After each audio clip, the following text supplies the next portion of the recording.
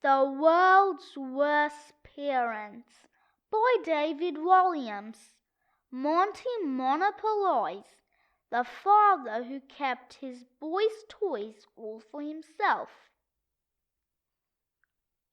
Once there were two brothers who dreaded their birthdays, Christmas time, and even Easter.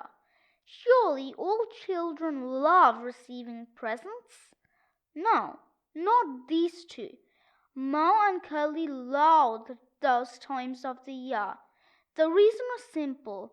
Their father, Monty Monopolize, would give the boys toys and then never let them play with them. Instead, he would hog them all for himself.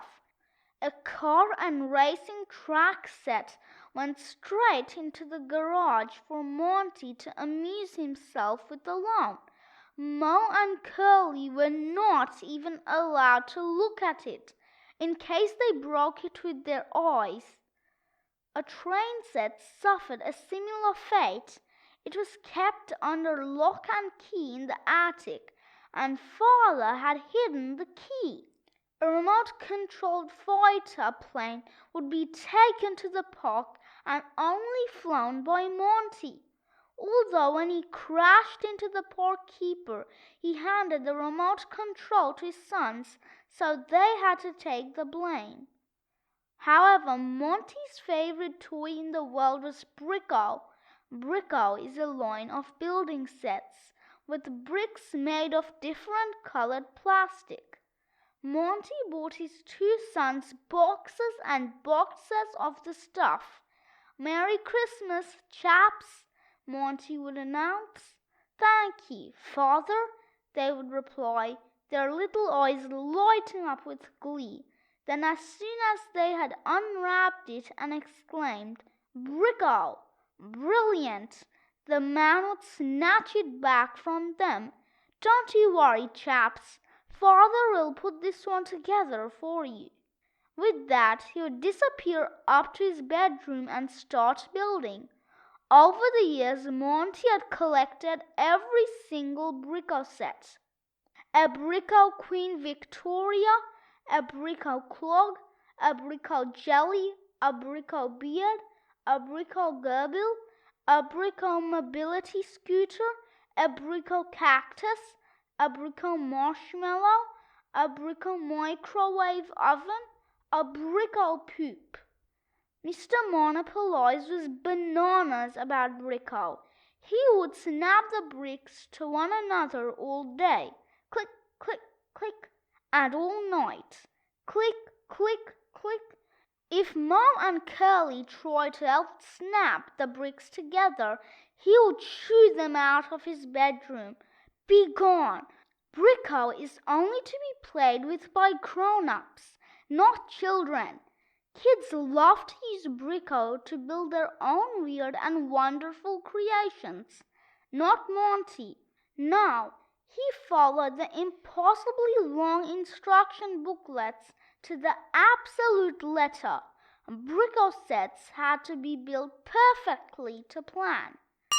Wally fact: bricko poop comes in 3 different sizes: small, medium, and elephant. One afternoon, Monty Monopolize was on his way home from work at the frozen pea factory. His job was counting out the peas for each bag. 327, not one more, not one less. The man always walked home the long way round so that he could go past the bricko superstore. That afternoon, Monty spotted a gigantic new building set box that took up the whole of the shop window. It was the largest set bricko had ever produced. 1,000,000 pieces. The Earth. Yes, a gigantic model of the Earth. Monty's eyes widened with delight. This was the most detailed model bricko had ever produced. Every continent, every ocean, every mountain range was represented. There were people, animals, fish swimming in the seas, even Monty and the family home were there, and the model wasn't that much smaller than the real Earth. This could be the Monty Monopolize's million-piece masterpiece. He had to have it. So he waited until Christmas and announced to his sons, "This year I have bought you two boys a joint present." "Is it bricko?" asked Mo, already knowing the answer. "Just you wait and see." "It is bricko, though, isn't it?" added Curly, rolling his eyes. "Well, don't spoil it for yourselves." "But yes, it is." "Darling," he called out, "bring in the present." Moira Monopolize, the boy's mother, was so fed up with her husband's brick obsession that she rarely uttered a word. So, without saying a thing, Mother pushed the biggest gift you've ever seen into the living room. The box was the size of a double-decker bus. Using all her might, she slid it through the door. The family cat Bricko leaped out of the way. Meow! As the box hit the Bricko Christmas tree. Doink! The plastic tree came crashing down on her husband's head. Whoosh! Boink! Breaking into pieces. "Ah! Careful!" he shouted as his sons chuckled to themselves. Ha ha ha! For a brief moment, a flicker of a smile crossed Moira's mouth. She must have knocked over the Christmas tree on purpose. Naughty Mummy, thought the boys. "Merry Christmas," announced Father. "On the count of 3, you may unwrap. 3, 2. "Father, why don't you just open it?" asked Mo. "Cut out the middleman," added Curly. "Mo, Curly, I have absolutely no idea what you mean. This is your Christmas present, and I want you two boys to enjoy it. 1, unwrap." The boys shook their heads and reluctantly went to work ripping the wrapping paper off. Rip, wrap, rap. Finally, the box was revealed in all its glory. "Bricko Earth?" uttered Mo, not quite believing what he was reading. 1,000,000 pieces, added Curly. "That is nuts." "Well, I think you've both enjoyed your Christmas present long enough. Darling, please take the box upstairs to our bedroom." Mother shook her head in disbelief and pushed the box back out of the living room, running over her husband's foot in the process. "Ouch!" he cried.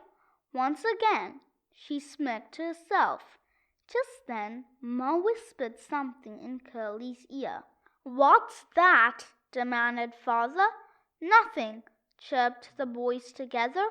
"You two are up to something." "Never," replied Ma. "Enjoy playing with our latest present, Father," added Curly. Yes, I will. Merry Christmas, one and all." That Christmas morning, Monty set to work.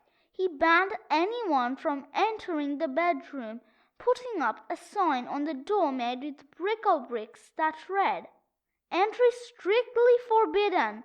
No children allowed." Monty laid out all the hundreds of instruction booklets and thousands of individual bags of plastic bricks meticulously on the floor. This operation needed military precision, even if it was with only an army of one.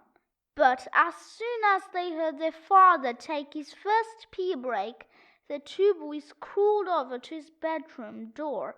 The brothers had timed their father's pees and knew he took exactly 27 seconds to pass water. So with the father in the bathroom, Mo slid into the man's bedroom on his tummy while Curly studied a stopwatch. Curly counted down from 27 so his brother would be out of the bedroom in the nick of time. 27, 26, 25, 24. He whispered. The boy's plan was simple. Mo needed to find the smallest piece of the bricko earth set. 23, 22, 21, 20, 19. One that would take time for his father to realize that it was missing. 18, 17, 16, 15. One that came right at the end of the building process. 14, 13, 12, 11. So they could teach their father a lesson. 10, 9, 8, 7. Bingo! Mo found it. A tiny plastic brick of Monty himself.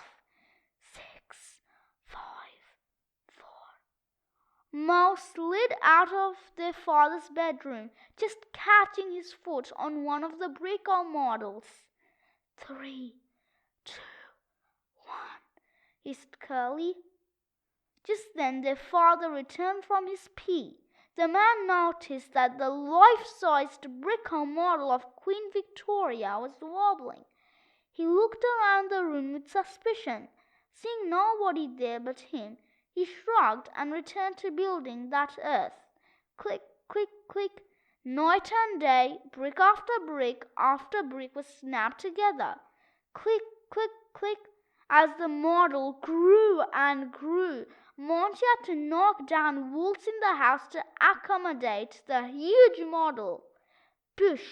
All this time, his wife looked on, shaking her head at the madness. Meanwhile, the boys kept the secret from their father. Psst! Mo, have you still got it? Asked Curly as he lay on the bottom bunk. Shush! Yes, I have, replied Mo as he lay on the top bunk. I have it right here. He opened his hand and showed his brother the treasure, the one tiny brick of father that he'd taken. Now, all they had to do was play a waiting game. Days, weeks, and months went by until the entire house had been taken over by this gigantic model of the earth. Monty had not just demolished the walls, but all the floors of the house to accommodate his masterpiece.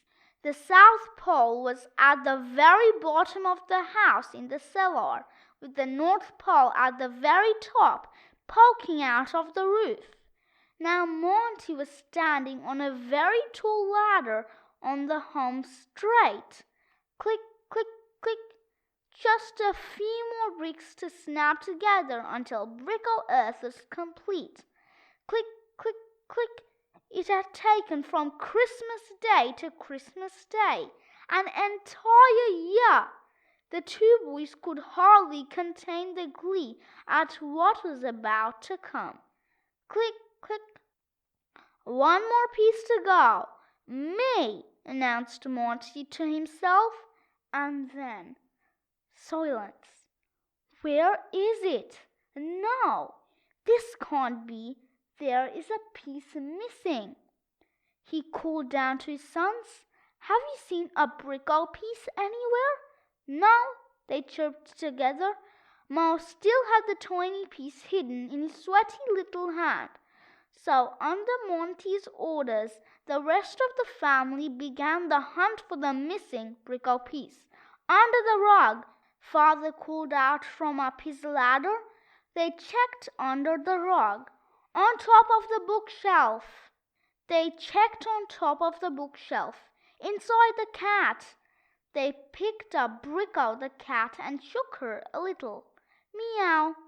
But, of course, there was no sign of it in her either. Soon poor Mother looked exhausted, and Mo and Curly began to feel guilty that she'd been sent on this wild goose chase. Psst, Mother, whispered Mo. Shush, don't tell Father, but look. The boy opened his hand to reveal the tiny bricko Monty. Moira beamed from ear to ear, clearly delighted his sons were playing a trick on the annoying father. "What are you all conspiring about down there?" demanded Monty. "Nothing," lied the boys. Father didn't believe them. He slid down his ladder. Whiss! "You know where the final piece is, boys," he said accusingly when he reached the bottom. "No, we don't," they replied. "Hold out your hands," he barked. Curly opened his hands. Nothing. "Now you." Mo was sweating. He opened his left hand, keeping the other behind his back. Nothing. Then he swapped the piece into the other hand behind his back and opened the right hand. Nothing. "Both at the same time," ordered Father. The boy sighed. He looked to his mother, who nodded. Reluctantly, Mo opened his hand. There was the missing piece. "I knew it!" exclaimed Monty. "We will have words, you and I, wicked, wicked child.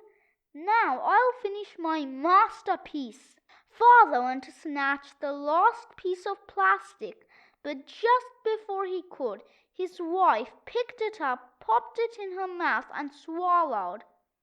Gulp! The boys burst out laughing. "Ha, ha, ha! Regurgitate that bricko piece at once!" Monty boomed. Mother shook her head as her sons took her by the hands. "Come on, Mum, let's not let him have it." Together the three raced up the ladder. Clunk, clunk, clunk. Monty charged up after them. Clunk, clunk, clunk. "Come back this instant," he shouted. They were now at the very top of the wobbling ladder. The only way to get away from Monty was to run right across the bricko earth. "Don't you dare!" bawled Monty. "Step away from my creation." "It was actually meant to be our present," shouted Curly. "Well, technically it is," blustered Father. "Then we can do what we like with it," replied Mo. Still holding their mother's hands, the three ran across the North Pole, doing their best to avoid the bricko polar bears. Monty jumped onto the earth in pursuit. The weight of all four of them on the model made it rock out of its base. Trundle! Suddenly the Monopolize family were running along the earth as it rolled across the floor. Trundle, trundle, trundle. It smashed through the back wall of the house, crashed, spun through the garden, and rolled over the garden shed, crushing it instantly. Crunch! It was like being part of some kind of circus act, trying to stay upright on this giant globe. But as fast as Monty went, he couldn't catch up with his family. They ran down through Greenland, Scandinavia, Russia, China, India, Australia, New Zealand, until they hit the South Pole. Then they ran up through South America, Canada, and back up to the North Pole again. The earth was rolling through garden fences, smash, demolishing walls, boosh, even flattening houses. Crundle! Soon the Monopolize family found themselves speeding down a steep hill. The bricko earth rolled faster and faster, and as it did so it began to rattle. Riddle, rattle, rattle. Soon, like all bricko models, it began to come apart. Plastic bricks every color of the rainbow showered all over the road. Clunk, clunk, clunk. "No!" screamed Monty. "Jump!" shouted Mo. Still clasping his mother's hand, he and Curly took their chances and leaped off into a hedge. Still, Monty sped on down the hill, the bricks coming loose here, there, and everywhere. Clunk, clunk, clunk. A giant hole appeared on the surface of the bricko earth, through which Monty tumbled. Whoosh! Ah! Father was now inside the model of the earth, being tossed around like a ball in a bingo spinner. Toomp, toomp, toomp. Then the bricko earth smashed into a little car that was chugging up the road. Bang! Watch where you're going with that planet, cried the man inside, a newsagent named Raj. The model shot up over the car high into the air. Whoosh! And began separating into hundreds of thousands of pieces. Crack, crack, crick. Ah! cried Monty as he tumbled towards the ground. Whoosh! Biff! Father hit the ground hard. Splat! As an avalanche of plastic bricks landed on top of him.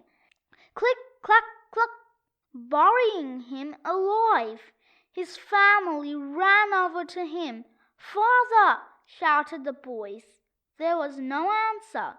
Then Mother put a finger in her ear and began making bizarre honking noises. Her sons looked on in amazement as she began summoning something from the depths of her tummy. Honk, hoo, ha. Eventually the bricko piece she had swallowed shot out of her mouth, whiz, and landed in the palm of her hand. Ting! She then picked up the tiny plastic model of her husband and dropped it on top of the mountain of bricko pieces under which he is buried. One more won't hurt, she remarked. Mo and Curly laughed. Ha ha! Father will be fine. He can dig his way out. So, shall we head home? She asked, taking her boys by their hands. Mum, said Mo. Yes. I don't think we have a home anymore. It's been smashed to pieces, added Curly. You're right, it has. The three thought for a moment. I know, exclaimed Mo. We can build a new one. Out of bricko, added Curly. Perfect, agreed Mother. Behind them they failed to see Monty Monopolize's hand emerge from the mountain of plastic bricks. Father was alive. Immediately, Mo and Curly set to work. They used all the bricko pieces they had in order to build a whole new house. The boys had oodles of fun, not following any boring booklets, but instead making it up as they went along. So, if you ever pass by a crazy multicolored castle made entirely of little plastic bricks, chances are it belongs to the Monopolize family. Mother, Mo, Curly, and Bricko the cat couldn't be happier in the bonkers new home. You may even spot a tiny shed also made out of plastic bricks in the garden. In case you're wondering, that is where Monty Monopolize now lives. And the annoying father is only allowed 2 bricko bricks to play with. Click,